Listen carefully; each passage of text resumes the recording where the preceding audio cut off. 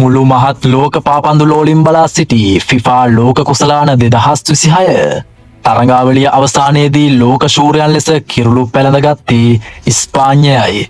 වසර 2010න් පසු නැවතත් ලෝක පාපන්දු කිරුළ දිනාගත් ඉස්පාඤ්ඤය මෙවර තරඟාවලිය පුරාම විශිෂ්ට දස්කම් දක්වමින් ශූරයන්ට ගැළපෙන ක්‍රීඩා රටාවක් පෙන්눔 කළා.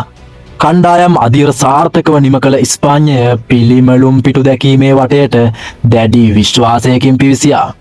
අවසන් 32 වටයේදී ඔවුන්ගේ ප්‍රතිවාදියා වූයේ ඕස්ට්‍රියාවයි. තරගය පුරා පන්දුව පාලනය කරමින් සහ ආක්‍රමණශීලී පාපන්දු ක්‍රීඩාවක් ඉදිරිපත් කළ ඉස්පාඤ්ඤය ගෝල 3-0ක විශිෂ්ට ජයක් ලබා ඊළඟ වටයට සුදුසුකම් ලැබුවා. ඉන්පසු අවසන් 16 වටයේදී ඉස්පාඤ්ඤයට මුහුණ දීමට සිදු වූයේ ප්‍රබල පෘතුගාලයටයි.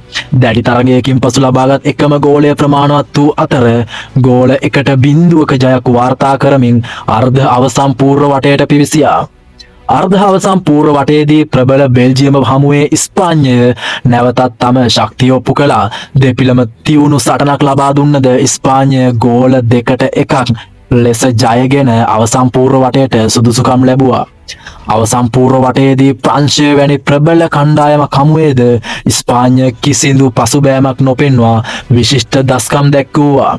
ගෝල 2-0ක ජයක් සමග ඔවුන් ලෝක කුසලාන අවසන් මහා තරගයට පිවිසියා. අනෙක් පසින් වත්මන් ලෝක ශූරයන් වූ ආජන්ටිනාවද ඉතාමත් ප්‍රබල ගමනක් පැමිණියා.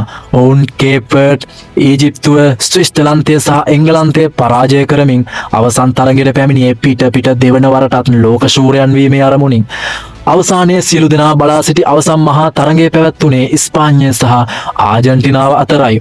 තරගයේ ආරම්භයේ සිටම දෙපිළම ඉතා උණුසුම් සටනක් ලබා දුන්නා. ආජන්ටිනාව පාන්දුව පාලනය කරමින් අවස්ථා නිර්මාණය කිරීමට උත්සාහ කළත් ඉස්පාඤ්ඤයේ ශක්තිමත් ආරක්ෂාව සහ වේගවත් ප්‍රතිපහාර හමුවේ ඔවුන්ට සාර්ථක වීමට නම් නොහැකි වුණා.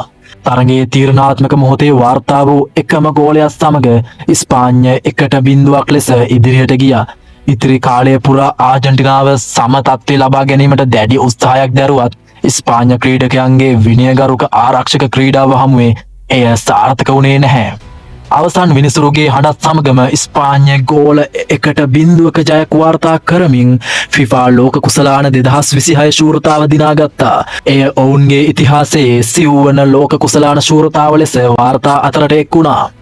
ජයග්‍රහණයෙන් පසු ක්‍රීඩාංගණය පුරා ඉස්පාඤ්ඤ ක්‍රීඩකයන් පුහුණු කාර්ය මණ්ඩලය සහ රසිකයන්ගේ උද්‍යෝගිමත් සැමරුම් දැකගත හැකි වුණා.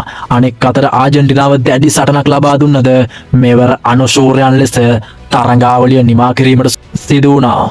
මේ අනුව 2026 ෆිෆා ලෝක කුසලානයේ අවසාන පිටුව ලියවුණේ ඉස්පාඤ්ඤ ලෝක ශූරයන් ලෙස කිරුළු පැළඳීමත් සමගයි. ඉස්පාඤ්ඤයේ මේ ජයග්‍රහණය ගැන ඔබේ අදහස කුමක්ද? මේ තරඟාවලියේ ඔබගේ හොඳම ක්‍රීඩකයා කවුද? ඔබේ අදහස පහලින් කමෙන්ට් කරන්න අමතක කරන්න එපා. channel එක subscribe කරන ගමන් social media හරහා අපිව follow කරන්න. තවත් උණුසුම් ක්‍රීඩා පුවත් සමග නැවත හමු යමු. ඔබට ස්තුතියි.